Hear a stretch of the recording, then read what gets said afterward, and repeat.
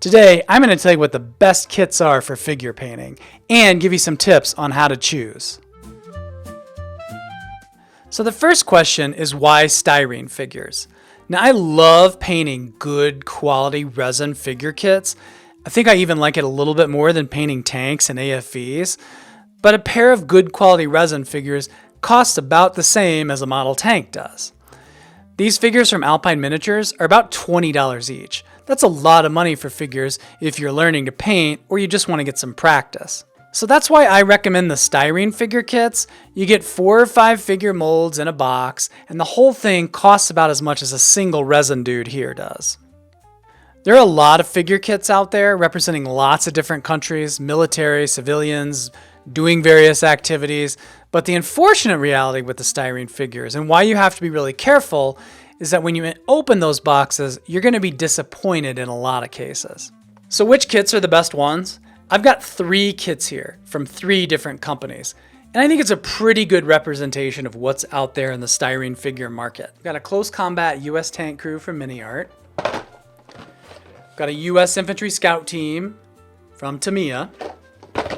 And last, and certainly least, these paratroopers from Gecko. These are a good cross-section of what you get in your typical styrene figure kit, and they're going to provide some helpful insight into what to look for when you're choosing them and how to make decisions on which ones to buy. All right, so let's jump in and take a closer look at these figure kits. Let's talk about assembly. There are more parts that go together with styrene figures versus the resin ones, and that's not necessarily a bad thing, but it does mean that the parts have to actually, fit together. So that means no unreasonable gaps, no misaligned parts, no weird shapes of the body, anything like that. Where you typically run into problems with these figure kits are the small parts, but it's not unusual to have the occasional misfit, misaligned limb to torso connection. Again, always test fit the parts before you glue them. Start with the Mini Art kit. This is pretty standard stuff for styrene figure kits. The figures are broken down into a torso, 2 legs, 2 arms, and some small parts that attach to them. There are some seam lines on this kit, but they do clean up pretty well without much effort. The small parts are minimal and they add a nice touch. But there is one major exception with this kit that forced me to use a workaround, and it's this 3-part tanker helmet. It did not fit together, and I couldn't find a spare that fit the guy's head either, so I'm going to end up using an extra head from an Alpine resin kit that I have. Helmet issue aside, the Mini Art kit goes together really well with minimal cleanup. All right, let's talk about the Gecko kit, because it's definitely the worst of the bunch. It was a nightmare to put together. There are gaps everywhere, shoulders where the legs meet the torso, where the jacket flaps below the belt go together. It's just really hard to do without using a lot of putty to get this guy to go. Where the assembly's really bad on this kit is the hands. Having the hands molded into 2 parts can sometimes be helpful for fitting the weapons that the figure's holding, but the parts have to actually fit. These parts did not fit. They didn't even line up correctly in order to position the rifle in the figure's hands. I had to leave off part of his right hand in order to get everything to fit together here. The Tamiya kit, what can I say? It's a Tamiya kit. It goes together as smoothly as their vehicles. The torso is actually 2 parts, which is nice because that makes the seam lines disappear. The pouches and equipment are separate parts, which is a nice touch that makes those parts stand out a little bit more. And these 2-part hands actually work like they're supposed to. Another thing to consider with styrene figures is the sculpting and detail. Styrene figures are usually not going to have the same level of detail as a resin one, but they can still be pretty good. So here's what to look for. Do the various parts of the figure stand out where they should, like the pouches on the Tamiya kit? Look closely at the face. Is it smooth, or does it have at least some basic facial features like cheeks and eyelids? Normal human stuff. Another thing I look closely at with figures, and I think it's a big tell for the overall quality of the mold, are the wrinkles in the clothing. It's really important when it comes to painting because this is going to tell you where the highlights and where the shadows should be on the figure's uniform. There's a pretty nice level of detail with the Mini Art kit.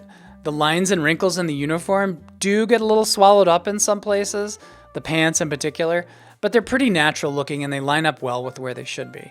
Another thing you get on this kit that's kind of annoying is the disappearing strap on the back here. Like it goes along, and then the details just kind of go away. It's okay, we can paint around it, not a big deal.